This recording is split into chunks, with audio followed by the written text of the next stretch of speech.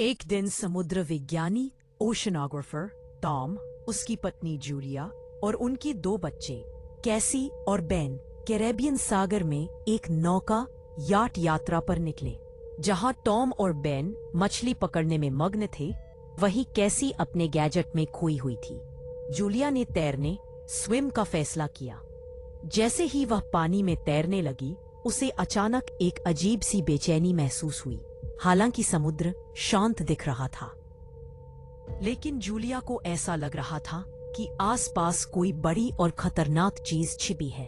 उसी वक्त याट के उपकरणों इंस्ट्रूमेंट्स ने काम करना बंद कर दिया और अजीब रीडिंग देने लगे। मछली पकड़ने में व्यस्त टॉम ने इस पर ध्यान नहीं दिया। जूलिया की बेचैनी अब घबराहट में बदल गई और वह पानी में संघर्ष करने लगी। उसने मदद के लिए चिल्लाया, लेकिन उसका परिवार अपने कामों में इतना व्यस्त था कि उन्हें उसकी आवाज नहीं सुनाई दी। समुद्र उसे याट से और दूर खींचता जा रहा था। जब उसकी चीखें आखिरकार टॉम तक पहुंची, तो वह तुरंत हरकत में आया और याट को उसकी तरफ मोड़ा। पानी में कूदकर टॉम ने बच्चों की मदद से जूलिया को बचाया। याट पर वापस आने के बाद उन्होंने उसे होश में लाया। टॉम ने गुस्से में जूलिया को अपना नियम याद दिलाया कि तैरने से पहले हमेशा किसी को बताना चाहिए। जूलिया ने माफी मांगी और परिवार ने जल्द ही इस डर को पीछे छोड़ दिया और खुशी के मौके पर ध्यान दिया। बेन का 13वां जन्मदिन। वे सब इकट्ठा हुए और टॉम ने बेन के केक पर मोमबत्तियां जलाईं। सबने जश्न मनाया, बेन को बधाई दी और उसे तोहफे दिए। कैसी ने एक ग्रुप फोटो लेकर इस पल को कैद किया जब वे इस खुशी के माहौल में थे। कैसी को उसके बॉयफ्रेंड का कॉल आया, जो तैराकी के बारे में बात कर रहा था। अचानक बैकग्राउंड में एक भयानक तूफान शुरू हो गया। घबराई हुई कैसी ने सुना कि वह उसे तसल्ली दे रहा था, लेकिन कॉल अचानक कट गया। उसने अपने माता पिता को जमीन पर आए तूफान के बारे में बताया, लेकिन इससे पहले कि वे कुछ कर पाते, याट बुरी तरह हिल गया।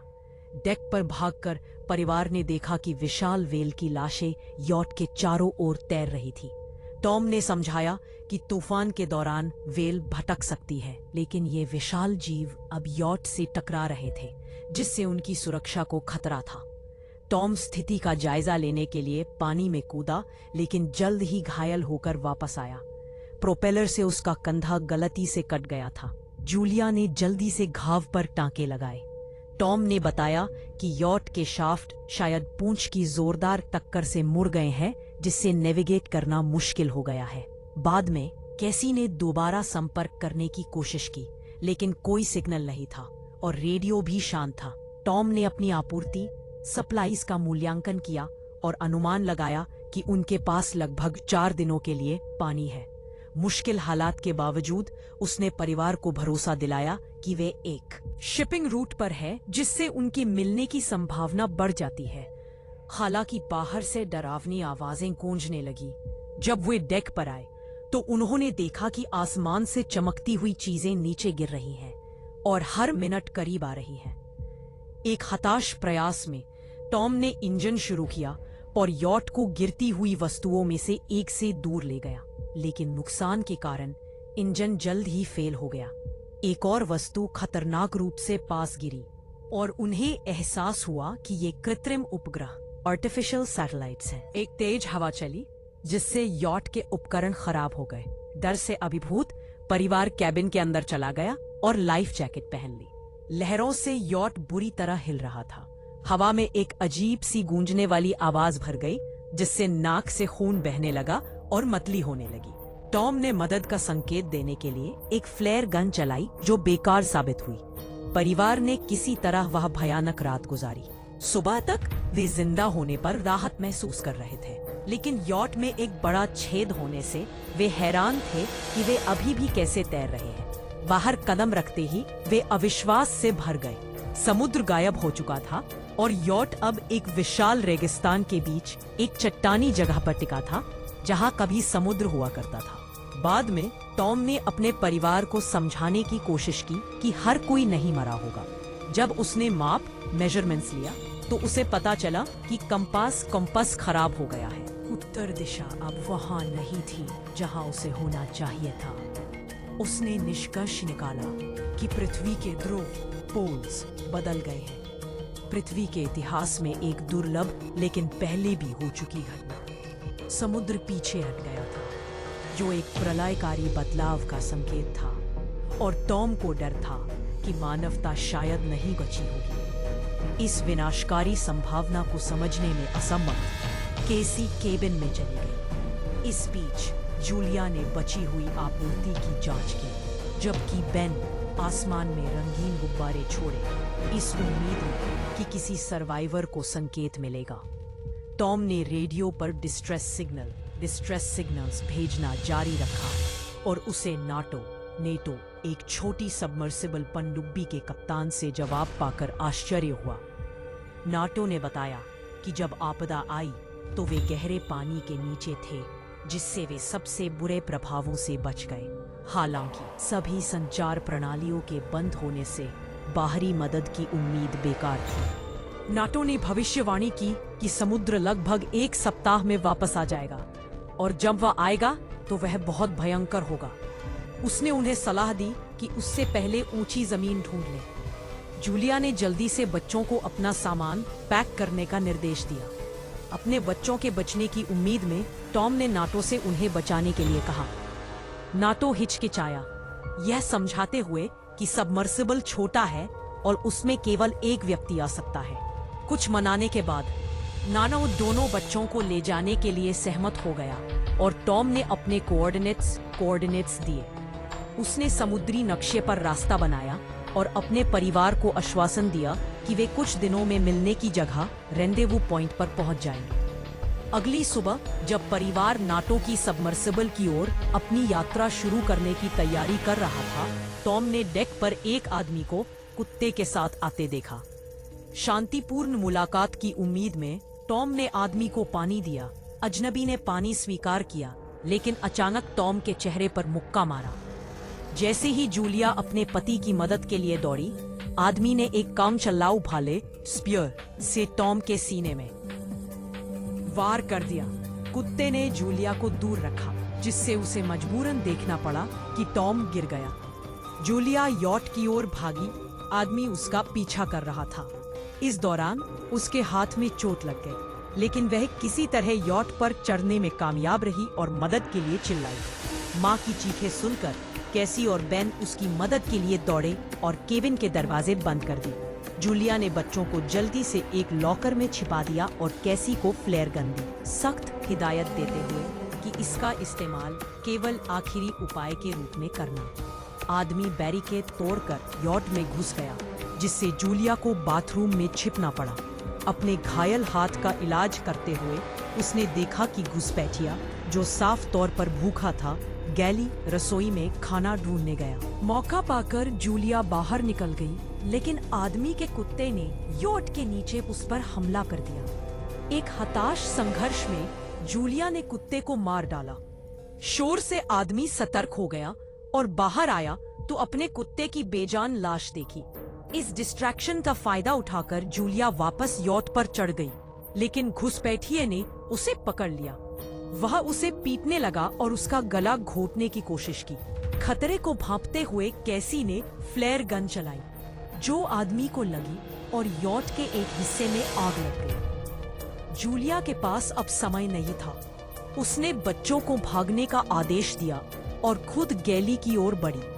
घायल आदमी ने फिर हमला करने की कोशिश की, लेकिन जूलिया ने उसे लात मारकर दूर किया, बैग उठाया और यॉट से कूद गई। जैसे ही बेन ने अपने पिता का शव देखा, कैसी लाशों की ओर दौड़ी और उन पर रोने लगी। जूलिया ने अपने मृत पति को चूमा, बच्चों को लिया और वहां से निकल गई। जलते हुए यॉट से हत्यारे को बाहर आते देख उनके पीछे नाव में विस्फोट हो गया। जूलिया, बेन और कैसी चट्टानी रेगिस्तान में दौड़ी। उनके पीछे जलता हुआ मलबा रोशनी दे रहा था। उन्हें एक चट्टानी घाटी कैनियन में अस्थायी आश्रय मिला, लेकिन जल्द ही पता चला कि पास की धारा स्ट्रीम खारी है और पीने योग्य नहीं। बेन खुद को जिम्मेदार महसूस कर रहा था। उसे लगा कि उसके छोड़े गए गुब्बारों ने घुसपैठिए को आकर्षित किया। जूलिया ने उसे तसल्ली दी कि यह उसकी गलती नहीं थी और बच्चों को आगे की यात्रा के लिए मजबूत रहने को कहा। जैसे जैसे वे आगे बढ़े, जूलिया ने देखा कि हत्यारा अभी भी उनका पीछा कर रहा था। उस शाम उन्हें एक मृत हथौड़े सिर वाली शार्क मिली। जब बेन उसे खाने के लिए काटने की कोशिश कर रहा था, जूलिया ने देखा कि उनका पीछा करने वाला करीब आ रहा है। उसने तुरंत बच्चों को भागने का आदेश दिया। उनका भागना उन्हें जहरीले कचरे, टॉक्सिक वेस्ट के बैरलों के एक खेत में ले गया। समुद्र के तल पर इंसानी प्रदूषण के भयानक अवशेष। संदूषण के जोखिम के बावजूद वे आगे बढ़े, यह जानते हुए कि वह क्रूर हत्यारा अभी भी पीछे है। डिहाइड्रेशन, पानी की कमी का असर बेन पर पड़ने लगा, जिससे जूलिया ने उसे उनके पास बचे पानी की आखिरी बूंदें दे दी। निराशा से अभिभूत कैसी टूट गई। उसे यकीन था कि वे नहीं बचेंगे। फिर भी जूलिया ने उन्हें हार नहीं मानने दी और बच्चों को आगे बढ़ने के लिए प्रेरित किया। उनकी दृढ़ता उन्हें एक लंबे समय से दुर्घटनाग्रस्त विमान के मलबे तक ले गई, जो अब सूखे समुद्र तल पर पड़ा था। अंदर उन्हें अपनी हिम्मत बढ़ाने के लिए एक पल का आराम मिला।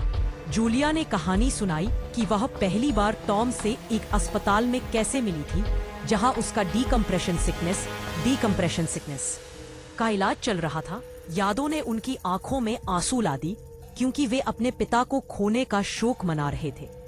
रात के दौरान कैसी एक हल्की आवाज से जाग गई।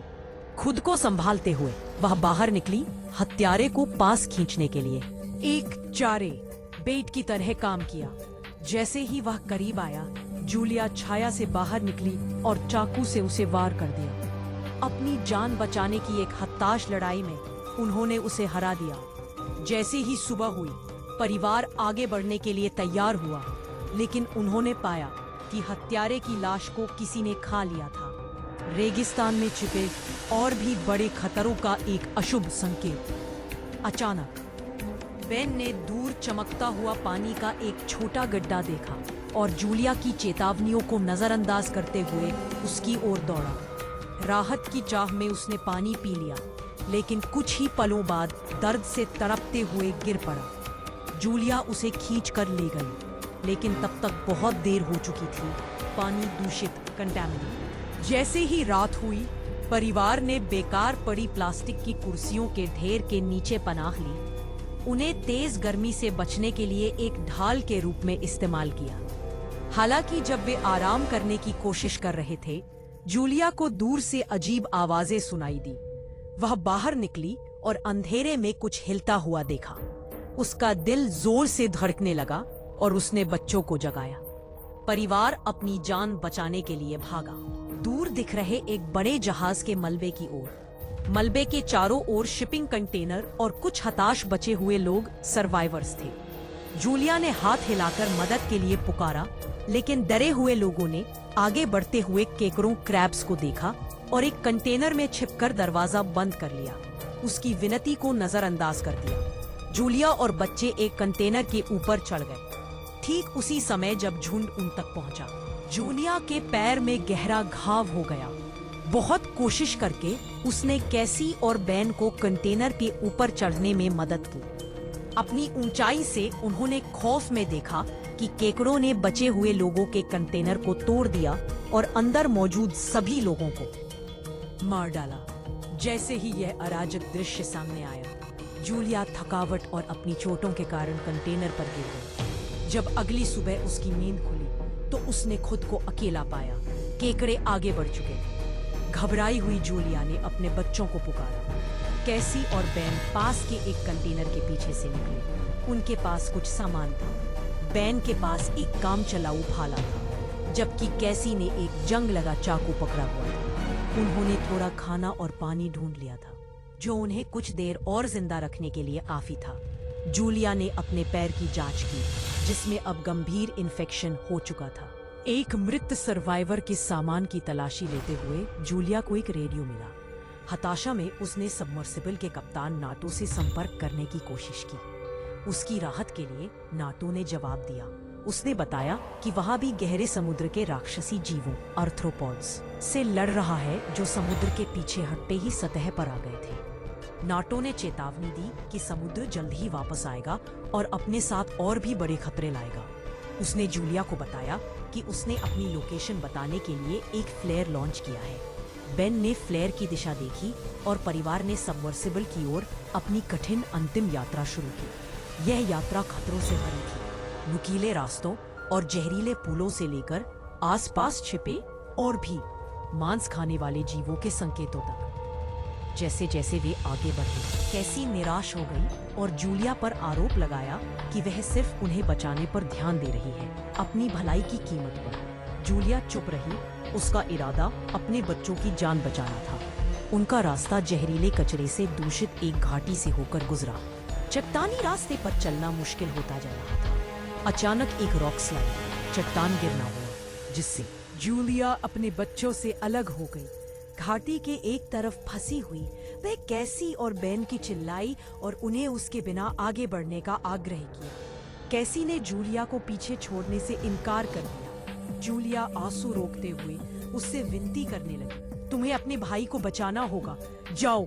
अनिच्छा से कैसी ने बेन का हाथ पकड़ा और वे आगे बढ़े। आखिरकार पीली सबमर्सिबल तक पहुंच गए। हालांकि उनकी राहत थोड़े समय के लिए थी, जब उन्होंने देखा कि वह खाली लग रही थी। अचानक नाटो, जो बुरी तरह घायल था, जहाज के पीछे से लड़खड़ाता हुआ आया। दृढ़ संकल्प के साथ उसने उन्हें बताया कि उसके घाव जानलेवा हैं, लेकिन उन्हें सबमर्सिबल में चढ़ने और गोता लगाने, डाइव की तैयारी करने का आदेश दिया। जैसे ही वे उसके निर्देशों का पालन करने लगे, कैसी हिचकिचाई। मैं माँ के बिना नहीं जा रही, उसने अपनी आंखों में दृढ़ संकल्प के साथ कहा। उस पल जूलिया अभी भी संघर्ष कर रही थी, अपनी आखिरी कुछ गोलियों का इस्तेमाल उन क्रूर केकड़ों को रोकने के लिए कर रही थी। उसने कैसी को अपनी ओर दौड़ते हुए देखा, जो चट्टानी बाधा को दृढ़ता से पार कर रही थी। कैसी ने अपना हाथ बढ़ाया और अपनी बची हुई ताकत के साथ जूलिया ने उसे पकड़ लिया। एक साथ वे सबमर्सिबल की ओर वापस भागे, उन झुंड वाले केकड़ों से बाल बाल बचते हुए, जिन्होंने नाटो को एक दुखद बलिदान में घेर लिया था। परिवार किसी तरह सबमर्सिबल पर चढ़ने में कामयाब रहा। जैसे ही क्षितिज पर एक विशाल लहर दिखाई दी, समुद्र वापस आ रहा था। पानी ने भारी बल के साथ प्रहार किया, सबमर्सिबल को उठाया और उसे नुकीली चट्टानों पर खींच लिया। सन्न रहकर देखते हुए उनकी यात्रा की भयावह यादें जूलिया के दिमाग में बाढ़ की तरह आ गई। शारीरिक और भावनात्मक आघात बहुत ज्यादा था और वह बेहोश हो गई। जब जूलिया जागी तो सबमर्सिबल अजीब तरह से शांत था। वह कैसी और बेन के साथ हैच से बाहर निकली। उनकी आंखें अविश्वास से चौड़ी थीं। उन्होंने खुद को एक बर्बाद शहर के बीच पाया, जिसे लहर की ताकत ने जमीन के बहुत भीतर तक पहुंचा दिया था। परिदृश्य पहचानने योग्य नहीं था, जो टूटी हुई इमारतों और मलबे से भरा हुआ था। हालांकि वे बच गए थे, लेकिन यह एहसास गहरा था। जिस दुनिया को वे कभी जानते थे, वह हमेशा के लिए बदल चुकी थी।